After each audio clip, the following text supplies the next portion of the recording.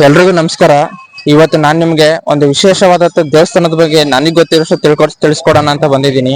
So ಆ ದೇವಸ್ಥಾನದ ಹೆಸರು ಬಂದ್ಬಿಟ್ಟು ಶ್ರೀ ಮತಿ ತಾಳೇಶ್ವರ ಸ್ವಾಮಿ ಸನ್ನಿಧಿ ಅಂತ. ಸೊ ಆಲ್ಮೋಸ್ಟ್ ಇದು ಸ್ವಲ್ಪ ಜನಕ್ಕೆ ಗೊತ್ತಿರುತ್ತೆ, ಇಲ್ಲ ಸ್ವಲ್ಪ ಜನಕ್ಕೆ ಗೊತ್ತಿರಲ್ಲ.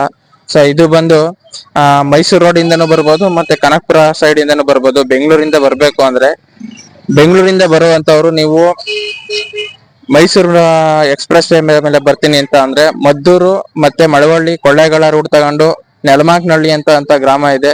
ಸೊ ನೆಲಮಾಕ್ನಹಳ್ಳಿ ಗ್ರಾಮದಲ್ಲಿ ಇಳ್ಕೊಂಡ್ರೆ ಅಲ್ಲಿ ಯಾರಾದ್ರೂ ನಿಮ್ಗೆ ಮಾಹಿತಿ ಕೊಡ್ತಾರೆ ಈ ದೇವಸ್ಥಾನಕ್ಕೆ ಬರೋದು ಹೇಗೆ ಅಂತ. ಸೊ ನೀವು ಕನಕಪುರ ಸೈಡ್ ಬರ್ತೀನಿ ಅಂದ್ರೆ ಬೆಂಗಳೂರಿಂದ ಕನಕಪುರ ಮೇಲೆ ಬಂದ್ರೆ ಈ ಕಡೆ ಅಂಚೆ ದೊಡ್ಡಿ ಮತ್ತೆ ಕ್ಯಾತಿಗೌಡನ ದೊಡ್ಡಿ ಎಂಬ ಗ್ರಾಮ ಸಿಗುತ್ತೆ. ಸೊ ನೀವು ಅಲ್ಲಿ ಬಂದು ಯಾರು ಕೇಳಿದ್ರು ಈ ದೇವಸ್ಥಾನಕ್ಕೆ ಬರೋದು ಹೇಗೆ ಅಂತ ಅಲ್ಲಿ ಯಾರಾದರೂ ತಿಳಿಸ್ಕೊಡ್ತಾರೆ. ಸೊ ಬನ್ನಿ ಇವಾಗ ದೇವಸ್ಥಾನದ ಒಳಗಡೆ ಎಂಟ್ರಿ ಆಗೋಣ. ಸೊ ಸ್ನೇಹಿತರೆ, ಈಗ ಮುಂದೆ ಹೋದರೆ ಸೊ ನಿಮಗೆ ತೋರಿಸ್ತೀನಿ ನೋಡಿ. ಇಲ್ಲಿ ಎಂಟ್ರಿ ಆಗ್ತಿದ್ದಂಗೆ ಅಲ್ಲಿ ಕಾಣಿಸ್ತಾ ಇದೆಯಲ್ಲ, ಏನು ಆರ್ಚ್ ಕಾಣಿಸ್ತಾ ಇದೆ. ಸೊ ಇದು ಮೇನ್ ಮುಖ್ಯ ದ್ವಾರ, ಪ್ರವೇಶ ದ್ವಾರ ಅಂತಲೇ ಹೇಳ್ಬೋದು ಈ ದೇವಸ್ಥಾನಕ್ಕೆ. ಸೊ ಇಲ್ಲಿ ಪ್ರವೇಶ ದ್ವಾರ ಎಂಟ್ರಿ ಆಗ್ತಿದ್ದಂಗೆ ರೈಟ್ ಸೈಡ್ಗೆ ಒಂದು ಕೊಳ ಐತೆ. ಸೊ ಆ ಕೊಳದ ವಿಶೇಷತೆ ಏನು ಅಂತ ಇವಾಗ ಹೇಳ್ತೀನಿ ನೋಡಿ. ಬಂಧುಗಳೇ, ಏನ್ ನೋಡ್ತಾ ಇದ್ದೀರಾ ನೀವು, ನಾನು ಅಲ್ಲಿ ಸ್ಟಾರ್ಟಿಂಗ್ ಎಂಟ್ರಿ ಆದ ಆ ಕಡೆಯಿಂದ. ಸೊ ಆ ಕಡೆಯಿಂದ ಎಂಟ್ರಿ ಆದ ತಕ್ಷಣ ಎಂಟ್ರಿಗೂ ಮೊದಲು ರೈಟ್ ಸೈಡ್ ಒಂದು ಕಲ್ಯಾಣಿ ಇದೆ. ಸೊ ಈ ಕಲ್ಯಾಣಿಲಿ ಇದ್ರಲ್ಲೇ ಮೇನ್ ವಿಶೇಷ ಏನಪ್ಪಾ ಅಂದ್ರೆ, ಈಗ ನೀವು ತುಂಬಾ ಕಡೆ ಕೇಳಿರ್ತೀರಾ ಚರ್ಮ ರೋಗ ಮತ್ತೆ ಚರ್ಮ ಕಾಯಿಲೆ ಅಂತ ಏನಿದೆ. ಈ ಚರ್ಮ ಕಾಯಿಲೆಗೆ ಒಂಥರ ರಾಮಬಾಣ ಅಂತಾನೆ ಹೇಳ್ಬೋದು. ಇದು ಅಷ್ಟು ಪವರ್ಫುಲ್, ಅಷ್ಟು ವಿಶೇಷವಾದಂತ ಕೊಳ ಇದು. ಸೊ ಯಾರೇ ಆಗ್ಲಿ ಇಲ್ಲಿ ಬರೋಕ್ಕೂ ಮುಂಚೆ, ದೇವಸ್ಥಾನಕ್ಕೆ ಎಂಟ್ರಿ ಆಗೋಕ್ಕೂ ಮೊದ್ಲೇ ಸೊ ಇಲ್ಲಿಂದ ತಲೆಗೆ ನೀರ್ ಹಾಕೊಂಡು ಹೋಗ್ತಾರೆ. ಸೊ ಇದ್ರ ಬಗ್ಗೆ ಹೇಳ್ಬೇಕು ಅಂದ್ರೆ ತುಂಬಾ ವಿಶೇಷನೇ ಇದೆ. ಏನಂದ್ರೆ ಇಲ್ಲಿ ಬರ್ಬೇಕಾದ್ರೆ ಯಾರೇ ಹೆಣ್ಮಕ್ಳಾಗಿರ್ಲಿ ಮತ್ತೆ ಗೃಹಿಣಿಯರಾಗಿರ್ಲಿ, ಯಾರೇ ಆಗಿರ್ಲಿ, ಹೆಣ್ಮಕ್ಳಾಗಿರ್ಲಿ, ಸೊ ತಲೆ ಕಟ್ಟಿರೋರು ತಲೆ ಮುಡಿ ತೆಗೆದು ನೀರ್ ಹಾಕೊಂಡು ಹೋಗ್ಬೇಕು. ಸೊ ಅದು ಇಲ್ಲಿನ ವಿಶೇಷ ನೋಡಿ. ಬಂಧುಗಳೇ, ನಾನು ಅವಾಗ್ಲೇ ಹೇಳ್ದಂಗೆ ನಿಮ್ಗೆ ಯಾರೇ ಆಗಿರ್ಲಿ, ಯಾರೇ ಬಂದು ಇಲ್ಲಿ ಸೊ ಇಲ್ಲಿ ದೇವ್ರ ದರ್ಶನ ಮಾಡಕ್ಕೂ ಮುಂದೆ ಎಂಟ್ರೆನ್ಸ್ ಎಲ್ಲ ಇದೆ ರೈಟ್ ಸೈಡ್ ಕೊಳ ಇಲ್ಲಿ. ಸೊ ರೈಟ್ ಸೈಡ್ಗೆ ಯಾರೇ ಬಂದ್ರು ತಲೆ ಮುಡಿ ಕಟ್ಟಿ ತಲೆಗೆ ನೀರ್ ಹಾಕೊಂಡು ಹೋಗ್ಬೇಕು. ಸೊ ನೋಡಿ, ಬಂದವರೆಲ್ಲ ಹೆಣ್ಮಕ್ಳು ತಲೆ ಮೇಲೆ ನೀರ್ ಹಾಕೊಂಡು ಹೋಗ್ತಾ ಇದ್ದಾರೆ. ಸೊ ಬನ್ನಿ ನಿಮ್ಗೆ ನೆಕ್ಸ್ಟ್ ದೇವಸ್ಥಾನದ ಎಂಟ್ರಿ ಒಳಗಡೆ ಏನೇನಿದೆ ಅಂತ ನಿಮ್ಗೆ ಕಿರು ಪರಿಚಯ ತೋರಿಸ್ತೀನಿ. ಸೊ ಯಾವ ತರ ಇದೆ ಅಂತ ಹೇಳ್ತೀನಿ. ಸ್ನೇಹಿತರೆ, ಈ ದೇವಸ್ಥಾನ ವಾರದಲ್ಲಿ 2 ದಿನ ಮಾತ್ರ ಓಪನ್ ಇರೋದು, ಭಾನುವಾರ ಮತ್ತು ಗುರುವಾರ. ಸೊ ನೀವೇನಾದರೂ ಹೊರಗಡೆಯಿಂದ ಬರ್ತೀನಿ ಅಂತ ಅಂದರೆ ಭಾನುವಾರ ಇಲ್ಲ ಗುರುವಾರ ಮಾತ್ರ ಬರ್ಬೋದು. ಯಾಕಂದರೆ 2 ದಿನ ಮಾತ್ರ ಈ ದೇವಸ್ಥಾನ ಓಪನ್ ಇರೋದು, ಪ್ರತಿದಿನ ಓಪನ್ ಇರಲ್ಲ. ಸೊ ಸ್ನೇಹಿತರೆ, ಇಲ್ಲಿ ಇನ್ನೊಂದು ವಿಶೇಷತೆ ಏನಪ್ಪ ಅಂದರೆ, ಈ ದೇವಸ್ಥಾನದ ಸುತ್ತಮುತ್ತ ಇರೋ ಗ್ರಾಮಸ್ಥರುಗಳೆಲ್ಲ ಹಿಂದಿನ ದಿನನೇ ಇಲ್ಲಿಗೆ ಬರಬೇಕು ಅಂದರೆ ಹಿಂದಿನ ದಿನನೇ ಎಲ್ಲ ರೆಡಿ ಮಾಡಿಕೊಂಡು, ಸೊ ಇಲ್ಲಿ ಬರೋ ದಿನ ಉಪವಾಸ ಇಟ್ಕೊಂಡು ಇಲ್ಲಿ ಬಂದು ಅದೇನು ಕಲ್ಯಾಣಿ ಹತ್ರ ತಲೆಗೆ ನೀರು ಹಾಕ್ಕೊಂಡು ಮತ್ತು ಅಲ್ಲಿ ಕೊಳದ ಹತ್ರ ಸ್ನಾನ ಮಾಡಿಕೊಂಡು ಸೊ ಇಲ್ಲಿ ಬಂದು ಅವತ್ತಿನ ದಿನ ಉಪವಾಸನ ಅಂತ್ಯ ಮಾಡ್ತಾರೆ ಸ್ನೇಹಿತರೆ. ಸೊ ಇದು ಈ ಸುತ್ತಮುತ್ತಲಿನ ಗ್ರಾಮಸ್ಥರುಗಳೆಲ್ಲ ನಡೆಸ್ಕೊಂಡು ಬರ್ತಾ ಇದ್ದಾರೆ ತುಂಬ ವರ್ಷಗಳಿಂದ.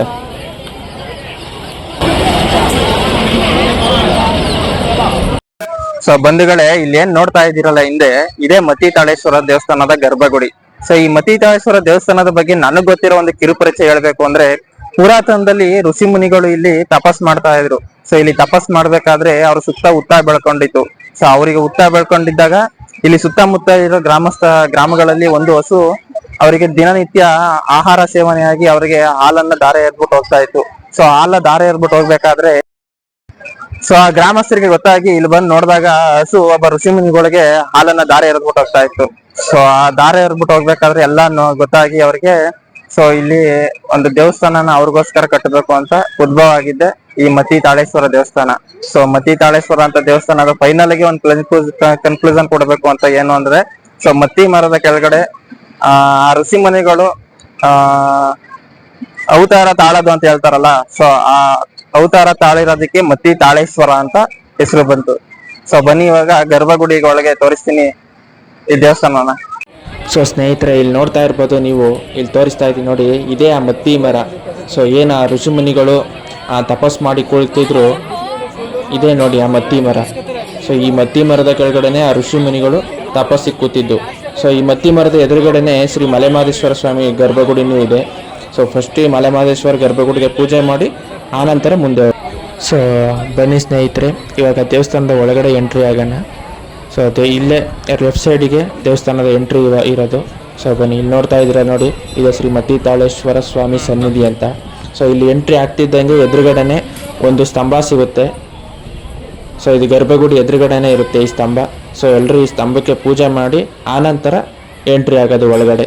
ಸೊ ನೀವೇನು ನೋಡ್ತಾ ಇದ್ದೀರಲ್ಲ, ಇದೇ ಆ ಸ್ತಂಭ. ಇದು ನೋಡಿ, ಇಲ್ಲಿ ಇದೇ ಸ್ತಂಭ.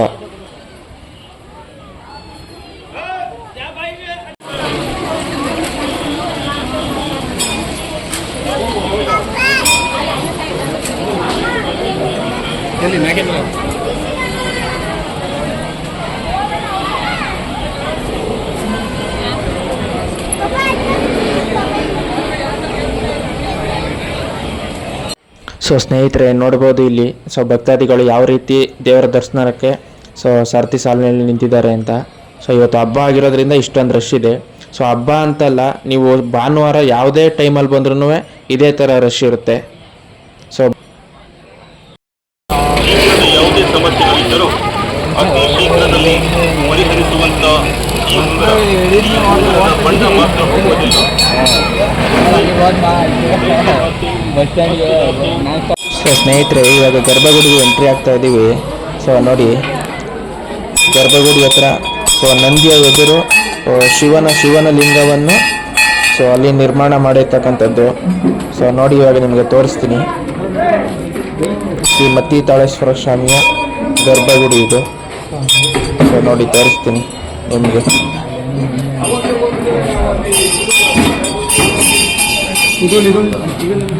ಬನ್ನಿ, ಅದ ಸೈಡ್ ಬಂದ್ರಿ.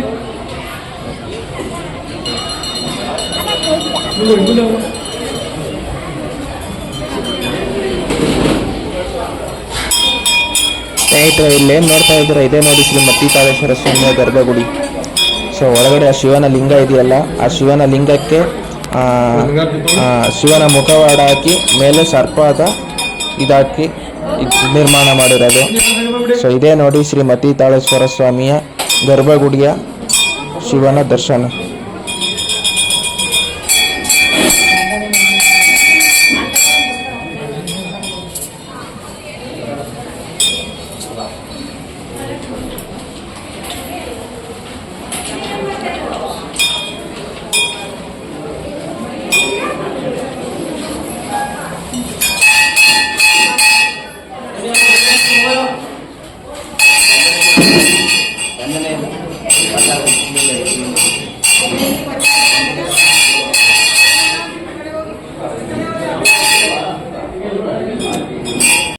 ಸೊ ಸ್ನೇಹಿತರೆ, ಇಲ್ಲೇನು ನೋಡ್ತಾ ಇದ್ರೆ ಇದು ಹೋಗ್ತಾ ಇದು.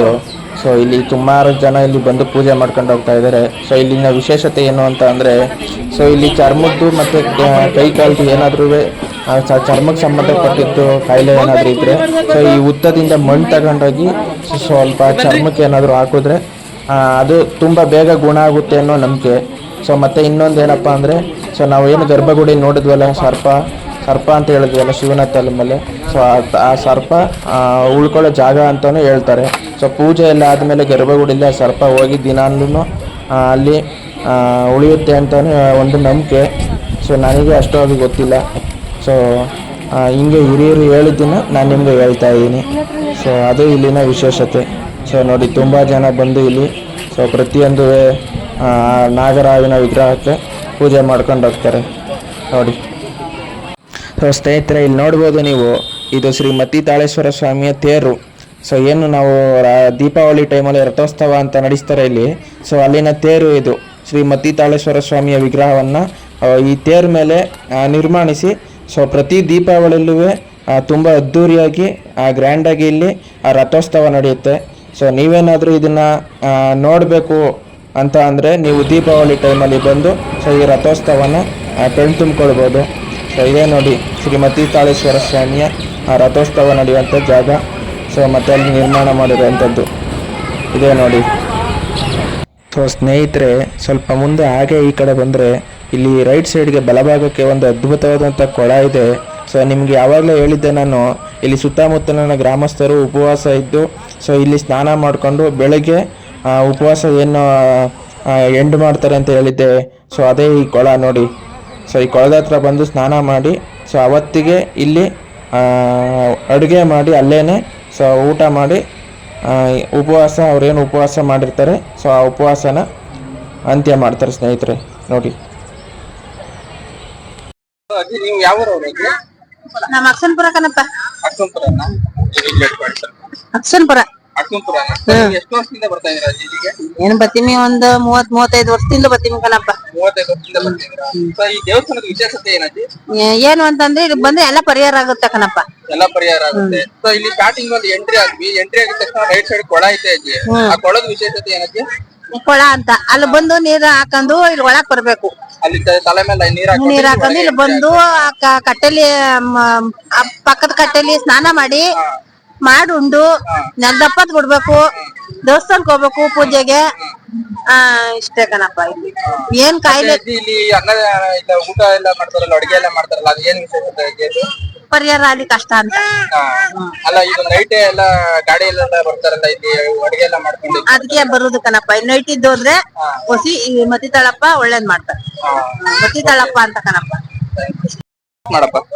ಸರ್ ನೀವು ಯಾವ ಊರವರು ಸರ್? ಇಲ್ಲೇ ನೆನ್ಮಕ್ನಳ್ಳಿ. ಇಲ್ಲೇ ಪಕ್ಕದವ್ರನ್ನ? ನಿಮ್ಗೆ ಈ ದೇವಸ್ಥಾನ ಎಷ್ಟು ವರ್ಷದಿಂದ ಗೊತ್ತು ಸರ್?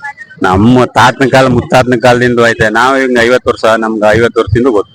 ಮುತ್ತಾತ ಕಾಲದಿಂದ ದೇವಸ್ಥಾನದ ಬಗ್ಗೆ ನಿಮ್ಗೆ ಗೊತ್ತಿದೆ. ಸೊ ಈ ದೇವಸ್ಥಾನದ ವಿಶೇಷತೆ ಏನು ಸರ್? ಇಲ್ಲಿ ಯಾರ ಚರ್ಮದ ಏನಾರ ಕಾಯಿಲೆ ಇದ್ರೆ ಅವ್ರಿಗೆಲ್ಲ ವಾಸಿ ಆಯ್ತದೆ. ಇಲ್ಲಿ ಚೆನ್ನಾಗ ಭಕ್ತಿಯಿಂದ ಸುಮಾರು ಬೆಂಗಳೂರಿಂದ ಎಲ್ಲ ಬರ್ತಾರೆ. ಇಲ್ಲಿ ಬೆಂಗಳೂರಿಂದಾನೆ ಎಲ್ಲ ಬರ್ತಾರೆ. ಸೊ ಇಲ್ಲಿ ಬೆಂಗಳೂರಿಂದ ಬರೋರ್ಗೆ ಈ ಹತ್ತಿರವಾದಂತ ರೂಟ್ ಯಾವ್ದು? ಬೆಂಗಳೂರಿಂದ ಬಂದ್ರೆ ಇಲ್ಲಿ ನೆಲಮಾಕ್ನಹಳ್ಳಿ ಗೇಟ್ ಸಿಗುತ್ತೆ. KM ದೊಡ್ಡಿಂದ ಮುಂದೆ ಬಂದ್ರೆ ನೆಲಮಾಕ್ನಹಳ್ಳಿ ಗೇಟು. ಆ ಗೇಟ್ ಇಂದ ಆರ್ಚ್ ಇದೆ. ಅಲ್ಲಿ ಆರ್ಚಿಂದ ಒಳಗಡೆ ಬಂದ್ರೆ ಒಂದ್ 4 ಕಿಲೋಮೀಟರ್ ಆಗುತ್ತೆ. ಸೊ ನೆಲಮಾಕ್ನಹಳ್ಳಿ ಅಂತ ಒಂದು ಗ್ರಾಮ ಇದೆ. ಆ ಗ್ರಾಮದ ಹತ್ರ ಬಂದು ಯಾರನ್ನಾದ್ರೂ ಕೇಳಿದ್ರೆ ಈ ತರ ಮಧ್ಯತಾಳೇಶ್ವರ ದೇವಸ್ಥಾನ ಯಾರಾದ್ರೂ ಅಲ್ಲೇ ಬರ್ದವ್ರೆ, ಬೋರ್ಡ್ ಅಲ್ಲಿ ಬರ್ದವ್ರೆ. ಅಲ್ಲಿ ಅಲ್ಲೇ ಬೋರ್ಡ್ ಹತ್ರ ಬರೆದಿದ್ದಾರೆ. ಸೊ ಮತ್ತೆ ಈ ದೇವಸ್ಥಾನದ ಹಿನ್ನೆಲೆ ಏನು ಸರ್? ಇದು ಮಧ್ಯತಾಳೇಶ್ವರ ಅಂತ ಹೆಸರೇನಿಗೆ ಬಂತು ಸರ್ ಇದು? ಅವಾಗ ಯಾರೋ ನಮ್ ತಾತನ ಕಾಲದಿಂದನೂ ಇಲ್ಲಿ ಸರ್ಪ ಇದು ಮಾಡಿ ಅದನ್ನ ಪೂಜೆ ಮಾಡ್ತಾರೆ. ಅದೇ ಸರ್ ನಾನ್ ಕೇಳೋದ್ ಮಟ್ಟಿಗೆ ಇಲ್ಲಿ ಯಾರೋ ಒಬ್ರು ಋಷಿ ಮುನಿಗಳು ತಪಸ್ ಮಾಡ್ಬೇಕಾದ್ರೆ ಆ ಹುತ್ತಕ್ಕೆ ಹಸು ಬಂದು ಹಾಲು ಕೊಡ್ತಾ ಇತ್ತು. ಅದು ಮದ್ದಿ ಮರದ ಕೆಳಗಡೆ ತಪಸ್ ಮಾಡ್ಬೇಕಾದ್ರೆ ಸೊ ಈ ಸುತ್ತಮುತ್ತ ಊರಿನ ಜನಗಳು ಬಂದು ನೋಡಿ ಅದನ್ನ ಕಂಡಿಡಿದು ಇಲ್ಲಿ ಮತ್ತಿತಾಳೇಶ್ವರ ಅಂತ ಒಂದು ದೇವಸ್ಥಾನ ನೆಲೆ ಮಾಡ್ಬೇಕು ಅಂತ ನನಗೆ ಗೊತ್ತಿರೋ ಮಾಹಿತಿ. ಅದು ನಿಜಾನ ಸರ್? ಅದು ನಿಜ. ಇವಾಗ್ಲೂ ಚಕ್ಕೆ ಎಲ್ಲ ಪುಡಿ ಮಾಡಿ ಅದನ್ನ ಇದಾದ್ರೆ ಚರ್ಮ ವ್ಯಾಧಿಗೆ ಆಗ್ತದೆ. ಸೊ ಮೇನ್ ಕೊಳ ಮೇನ್ ಇರೋದು ಅದು ಚರ್ಮ ಮತ್ತೆ ಇದು ಹಿಂದಿನ ದಿನ ಎಲ್ಲ ಇಲ್ಲಿ ಗಾಡಿಲೆಲ್ಲ ಹೊಡ್ಕೊಂಡು ಇಲ್ಲಿ ಈಗಾಗಲೇ ಗಾಡಿ ಕಮ್ಮಿ ಆಗ್ಬಿಟ್ಟು ಅವಾಗೆಲ್ಲ ಈಗೆಲ್ಲ ವೆಹಿಕಲ್ ಜಾಸ್ತಿ ಅದು. ಆವಾಗ ನಾವು ಕೂಡ ಎತ್ತಿನ ಗಾಡಿಲೇ ಬರ್ತಿದ್ವಿ. ಬಂದು ಇದ್ ಮಾಡ್ತೀವಿ. ಅದೇ ಹಿಂದಿನ ದಿನನೇ ಎಲ್ಲ ಊರ್ ಕಡೆ ಅವ್ರ ಸಂಬಂಧಿಕರೆಲ್ಲ ಗಾಡಿ ಹೊಡ್ಕೊಂಡು ಇಲ್ಲಿ ಬಂದು ಅಡುಗೆ ಮಾಡಿ ಇವಾಗ್ಲೂ ಬರ್ತೀವಿ. ಫ್ರೀ ಇದ್ದ ದಿನ ಬಂದು ಅಡುಗೆ ಮಾಡ್ಕೊಂಡು ಊಟ ಮಾಡ್ಕೊಯ್ತೀವಿ ನಾವೆಲ್ಲ. ಇಲ್ಲಿಂದ ಬಂದು ನಾವಿರೋದು ಬೆಂಗಳೂರಲ್ಲೇ. ನೀವು ಬೆಂಗಳೂರಿಂದ ಇಲ್ಲಿ ಬರ್ತೀವಿ. ಇಲ್ಲೇ ಪಕ್ಕದವ್ರೆ. ತುಂಬಾ ಥ್ಯಾಂಕ್ ಯು ಸರ್ ಮಾಹಿತಿ ಕೊಟ್ಟಿದ್ದಕ್ಕೆ. ನನ್ನ ಚಾನಲ್ ಇದೆ ನೋಡಿ, ಸಬ್ಸ್ಕ್ರೈಬ್ ಮಾಡ್ಕೊಳ್ಳಿ. ಆಫ್ ಮಾಡಪ್ಪ ಅದು.